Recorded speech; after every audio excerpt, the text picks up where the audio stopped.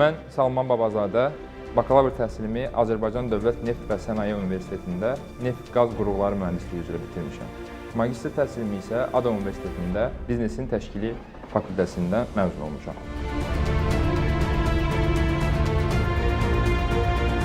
4-cü yüksəliş müsabiqəsinin qaliblərindən biriyəm. Hazırda Azərbaycan Dövlət Kosmik Agentliyi olan Azərkosmosda Afrika regionu üzrə baş satış meneceriyəm və paralel olaraq Xəzər Universitetində pedaqoji fəaliyyətlə məşğulam. Gənclərə tövsiyəm ondan ibarətdir ki, daim öyrənsinlər və texnologiyanı mənimsəsinlər, satış və liderlik qabiliyyətlərini artırmağa çalışsınlar.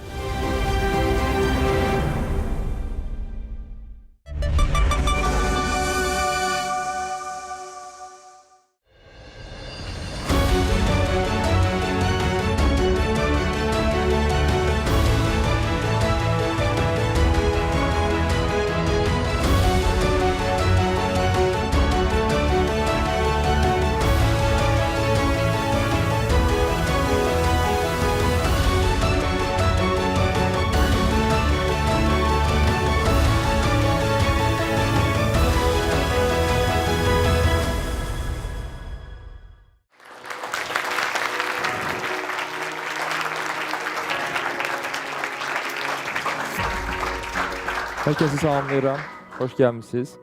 Bu günlər mən Salman Babazadə sizinlə kommersiya sənəti dəyişən dünyada aparıcı rollarda müzakirə eləyəcəyik. Başlamamışdan öncə mən sizinlə əvvəl müzakirə eləmək istəyirəm ki, kommersiya dedikdə nə başa düşürsünüz və kommersiya sənəti dedikdə sizcə nə nəzərdə tutulur? Kommersiya sənəti bizə sahibkarlıq fənnindən tanışdır və kommersiya gəlir əldə etmək üçün yürüdülən fəaliyyətdir. Sizcə kommersiya yalnız gəlir əldə etmək üçündür, yoxsa başqa məqsədlər də var? Kommersiya təhsil gəlir əldə etmək üçün deyil, bizneslə auditoriyanın əlaqəsi üçün əsas alətdir və bu kommersiya sənəti informasiya texnologiyalarının inkişafı nəticəsində kommersiya sənətində inkişafına təsir göstərmişdir. Təşəkkür edirəm sizə. Çox düzgün fikirlər idi. Bəli, eynən. Kommersiya yalnız gəlir əldə etmək üçün deyil, bundan əlavə fərqli məqsədlər, fərqli yerlərə də xitablar olunur. Bu günləri biz bunları müzakirə eləyəcəyik. Gəlin biz mövzumuza başlayaq və birlikdə müzakirələrimizi edək. İlk sualımız o olacaq ki, ticarət nədir? Biz artıq kommersiyanı müzakirə elədik. Hazırda isə ticarətin nə olduğunu, bugün niyə ticarətlə liderlik, ticarətdə liderliyin vacib olduğunu müzakirə edəcəyik. İlk sualımız odur ki, ticarət nədir? Bunun da izahını verə bilərsiniz, zəhmət olmasın. Buyurun. Mən Kübra Mustafazadə, Azərbaycan Dövlət Pedaqoji Universiteti sabah qrupları adından sizi salamlayıram. Qeyd etmək istəyirəm ki, ticarət hər kəsin bildiyi kimi hətta qədim dövrlərdən bu günə qədər gəlib çatmışdır. Qədim dövrlərdə Misirlilər necə ki, lövhələrdən istifadə edirdilər, hətta antik dövrlərdə və daha sonraki dövrlərdə gildiyalardan istifadə olunurdu, hansı ki, bu 19-cu, 20-ci, hətta 21-ci əsrdə öz inqilab nöqtəsinə çatmışdır ki, ticarət yüksək dərəcədə inkişaf etməyə başlamışdır. Hal-hazırda ticarət sadəcə maddi baxımdan deyil, insanların eyni zamanda əməkdaşlıq qurması, qloballaşma kimi eyni zamanda mədəniyyətlərin inteqrasiyası üçün xüsusilə vacib nüanslardan biridir və bu baxımdan da düşünürəm sadəcə ticarət maddə mübadiləsi deyil, eyni zamanda mədəniyyət də mübadiləsidir və önəmli sahələrdən, sektorlardan biridir. Təşəkkür edirəm. Tamamilə düzgün vurğuladınız və bu qədər izahlı detal verdiyiniz üçün təşəkkür edirəm sizə. Deməli, ticarət nədir? Ticarət mal, xidmət və dəyərlərin mübadiləsidir. Əgər fikir verdinizsə, biz heç qeyd etmirik ki, bu gəlir məqsədlidir və ya demirik ki, yalnız malların mübadiləsidir. Biz burada qeyd edirik ki, burada mal, xidmət və dəyərlər mübadilə olur. Dəyər dedikdə nə başa düşürsünüz? Pul mu canlanır, yoxsa mənəvi dəyərlər mi canlanır, yoxsa hər hansı bir məhsulu istifadə etdikdə ondan aldığınız təəssürat mı sizə görə dəyərdir? Dəyər sizə görə nədir?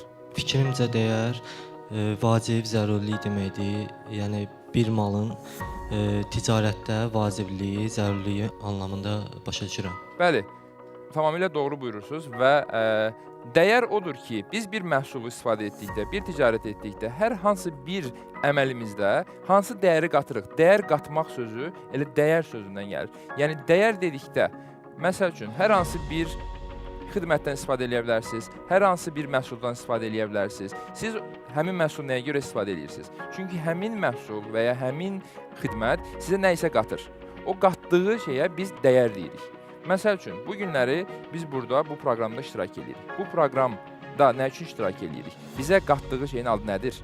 Bu dəyərdir. Bugün burada alacağınız biliklər və ya burada edəcəyimiz müzakirələr, buradan hər hansı bir məlumat belə yeni almış olsanız, bu artıq sizə qatılmış dəyərdir və biz dəyər mübadiləsi dedikdə həmin dəyərləri nəzərdə tuturuq.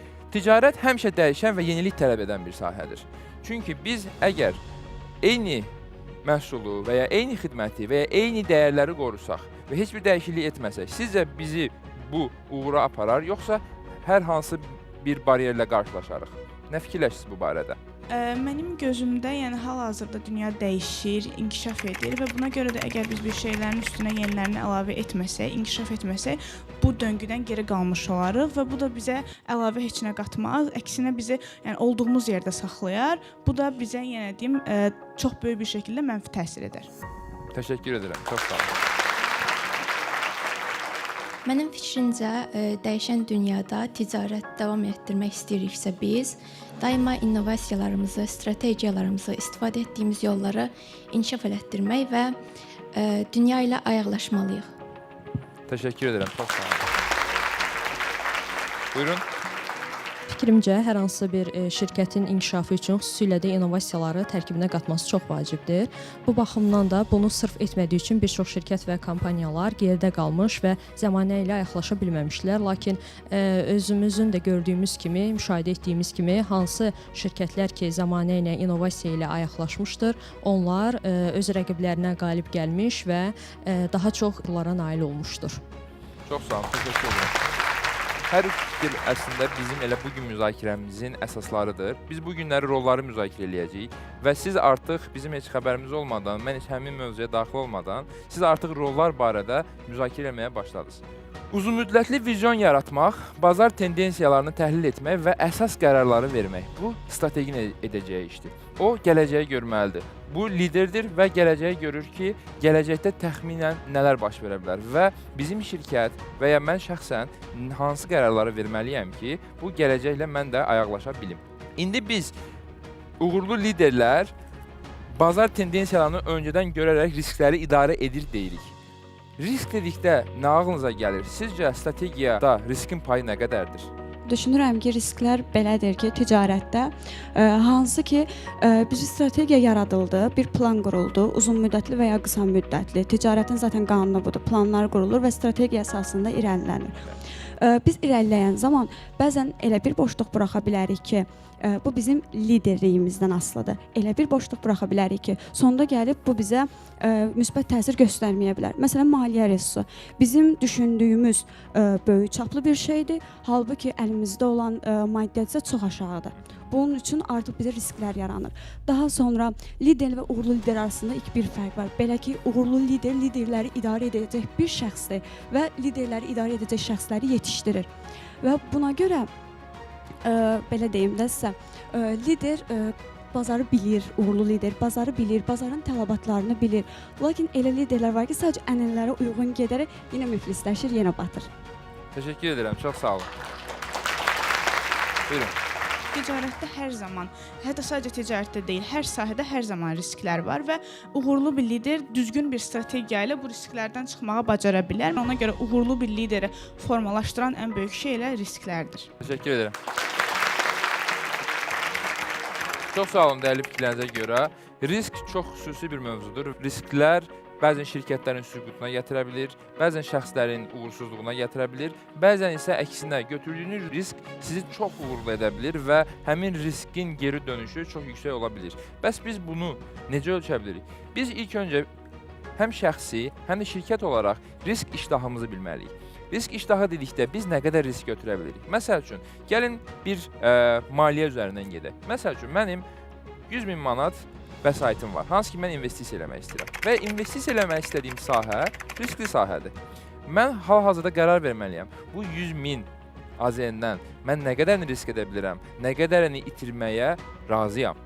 bu mənim risk iştahımdan xəbər verir. Məsəl üçün, əgər mən 30.000 AZN-i itirməyə razıyamsa, bu mənim 30%lik bir risk iştahımın olduğunu deməkdir. Yəni mən 30%-ə qədər olan riskləri götürməyə hazıram və həmin riskin uğursuzluqla bitməsi məni uğursuz etməyəcək. Çünki mən bu riski götürürəm. Və bundan əlavə olaraq risk iştahımızı bildik, hansı riski götürəcəyimizi ölçdük, ölçdükdən sonra qərar verdik ki, bəli, bu mənim iştahıma uyğundur. Ondan sonraki qərarımız isə olur ki, risklərin qarşısını necə ala bilərəm? Yəni risk o demək deyil ki, gözümüzü bağlayırıq, elə hər hansı bir işi etməyə başlayırıq. Yox, bu o demək deyil. Bu o demək ki, biz riskləri ölçdükdən sonra riskləri görürük və riskləri gördükdən sonra onun qarşısını necə ala bilərik? Salam, Əlizadə Səbuhi, Azərbaycan Dövlət Neft və Sənaye Universitetinin 3-cü kurs tələbəsiyəm.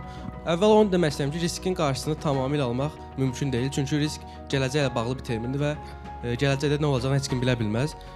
Riskləri qarşısını almaq üçün əvvəlcədə riskə nəzər yetirməliyik. Bizim riski yarada biləcək problemlər nələrdir və bu problemlərin qarşısını necə ala bilərik? Bunun bir neçə yolu ola bilər və onlardan yaxşı bir lider onlardan ən optimalını seçərək həmin riski minimuma endirərək strategiyasını o formada irəlidə bilər. Təşəkkürlər.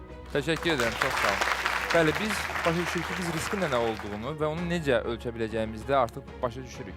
Risk çox rahatlıqla qarşısı alına bilər və bu demək deyil ki, hər hansı bir qarşısını alma hərəkətləri etdikdə biz bunun tam qarşısını alacaq. Yox, biz %100 özümüzü heç vaxt garantiləyə bilmərik. Əgər özümüzü %100 garantilədiyimizi fikirləşiriksə, demək biz risk götürməmişik. Və mən öz şəxsi karyeramdan sizə misal verə bilərəm. Hazırda çalışdığım qurumda ilk ilimdə mən xatırlayıram ki, yeni bir məhsul biz hazırlamaya başlamışdıq. Mən bu məhsula labüddünü görmüşdüm və həmin məhsulu biz bazara çıxarmağa başlayanda çoxlu rəylər gəlirdi. Maliyyədən gəlir rəylər ki, risklidir, hüquqdan gəldi risklidir, özümdən gəlirdi ki, risklidir və başa düşürdük ki, biz müəyyən risklər daşıyırıq. Yəqin ki, başa düşürsünüz, bir şey ilk dəfə etdikdə həmin riskləri görmək elə də asan deyil. Artıq kimlərisə görəndə edir və ya siz artıq etdikcə başa düşürsünüz ki, hansı risklər daşıyır. Və biz bunu etdik, böyük tərəfdən, yəni böyük qismən uğurlu olduq, amma oradan çox dərs öyrəndik biz. Oradan başa düşdük ki, biz nələri səhv edirik, nələri daha fərqli etməliyik ki, riskimizi azaldaq və müəyyən addımlar atmağa başladıq. Həmin il şəxsim adına mən məsəl üçün satışda 270% hədəfimin üstündə idim və bu mənim üçün çox gözəl göstərici idi. Amma ondan əlavə olaraq da uğuru bir tərəfə qoyub uğuru alqışlamaq lazımdır əlbəttə, əgər uğur qazanmısınızsa. Amma baxmaq lazım ki, hansı dərsləri öyrəndim. Mən buradan hansı nəticələri çıxarmalıyam və çıxartdığım nəticələr məni gələn dəfə bu riski götürdükdə daha necə uğurlu edə bilər. Və bunlar gətirib sizi əlbəttə günün sonunda riskinizdə uğurunuzun faizini artıracaq və bəlkə də sizin gələcək dəfə götürəcəyiniz riskdə daha fərqli yanaşma ortaya qoymağınızı gətirib çıxaracaq. Gəlin davam eləyək biz. Yenilikçi. Bu artıq bizim ikinci rolumuzdur. Yenilikçi rolunda yeni məhsullar, xidmətlər və biznes modellərini yaratmaqdır. Biz biraz öncə innovasiya və innovatorlardan danışdıq. Elə tam olaraq da məsələmiz budur. Yenilikçi dedikdə ağlımıza gələn ilk şey nədir? Yenilikçi liderlər indiki dövrümüzdə baş vermiş müasir qarşıya çıxan problemlər, dəyişikliklərlə ortaya çıxır. Yenilikçi liderlər daha çox qarşıya çıxan problemləri anındaca reaksiya verib, onlara riskli qərarları innovativ yollarla həll etməyə çalışırlar. Təşəkkür edirəm. Deməli, mən davam edirəm. Satış lideridir. Və biz əlbəttə ki, kommersiyadan danışdıqda, biz ticarətdən danışdıqda heç vaxt satışı yaddan çıxara bilmərik. Satışsız hər hansı bir kommersiya görmüsünüzmü? Görməmisiniz. Mümkün də deyil.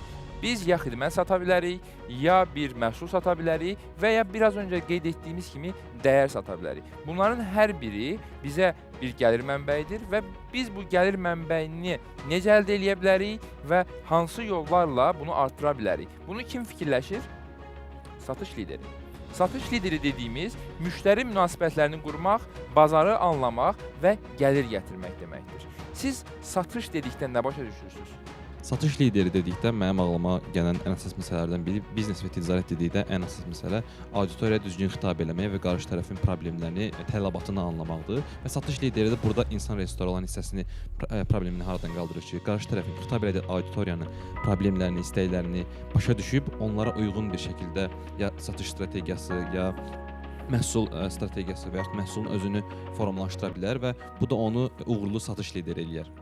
Təşəkkür edirəm. Azərbaycan Dövlət Pedaqoji Universitetinin sabah qrupları bakalavrında təhsil alıram. Mənə görə satış lideri ilk olaraq həm yaxşı marketinq bacarığı olmalıdır ki, satdığı məhsulu çox yaxşı şəkildə reklam eləyə bilsin və həmin insanların bir məhsul var ki, o insanlar o məhsulu bəyənir. Ancaq bəzən o keyfiyyətsiz çıxa bilir.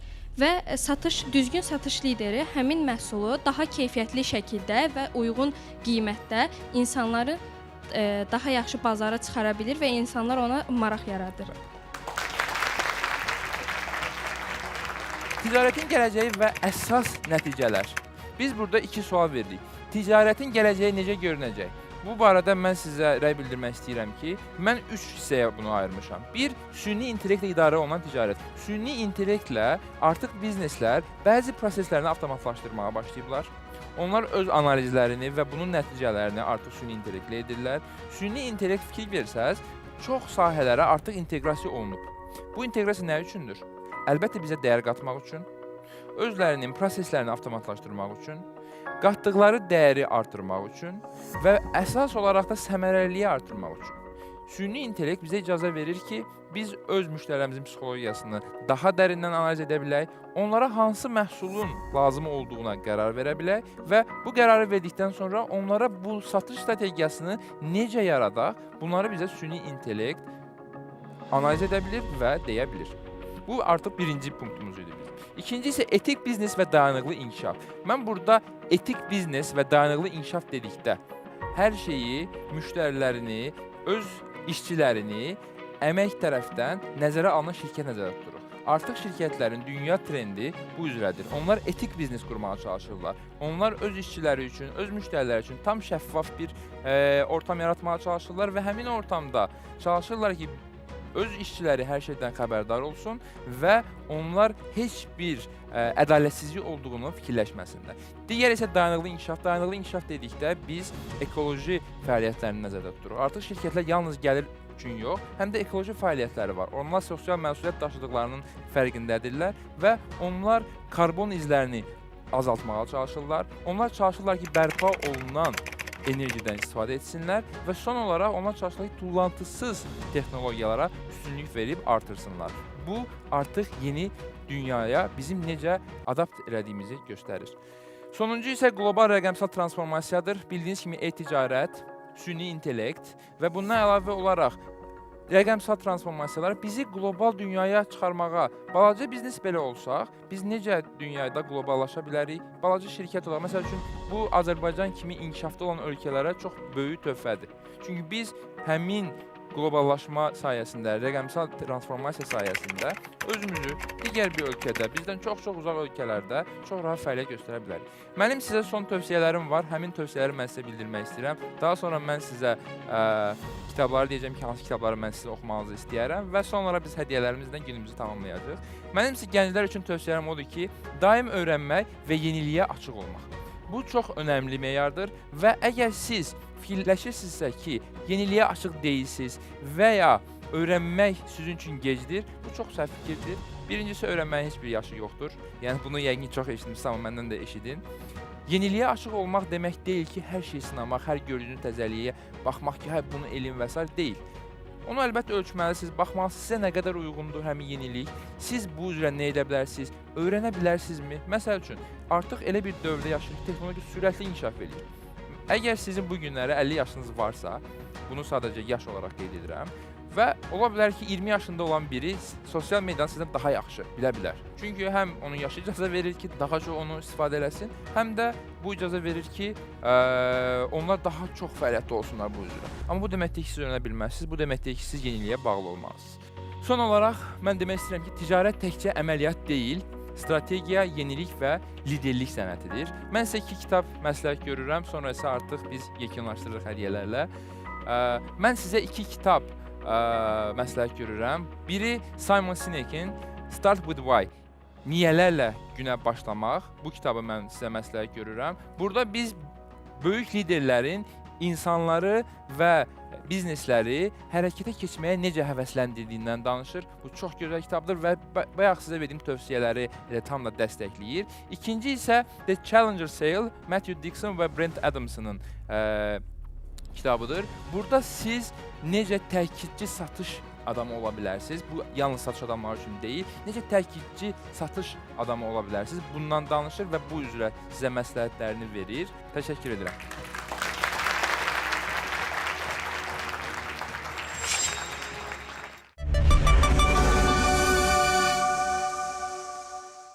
Bugün mən çalışdım ki, sizə hər birinizə töhfə verim.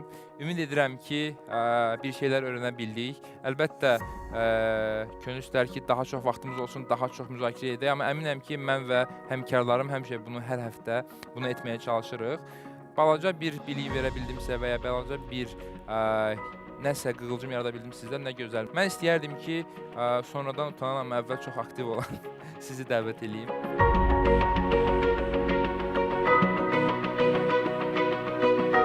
Hədiyyələrimiz 3 qurumdandır. ASTV 2x2 verilişi, Yüksəliş və Azır Kosmos adından. Sizə Azır Kosmos adından buyurun. Təşəkkür edirəm. Sağ olun.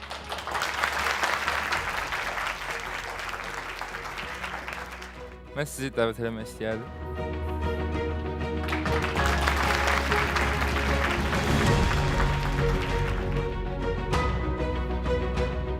Təşəkkür edirəm sizə. Sizi dəvət eləmək istəyərdim.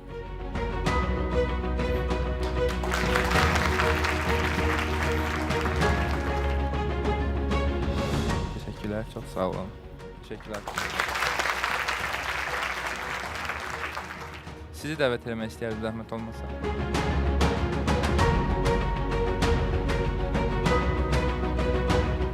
Təşəkkürlər, çox sağ olun. Son olaraq, şahmat bənzətməsini sevdiyimə görə sizi dəvət eləmək istəyərdim.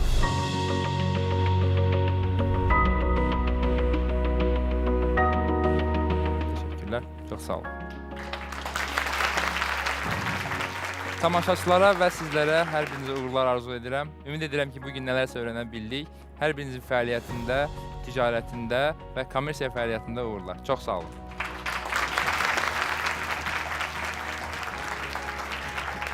Və bizim ənənəvi olaraq 2x2 verilişində selfie çəkilməlidir və gəlin biz selfimizi çəkdirək.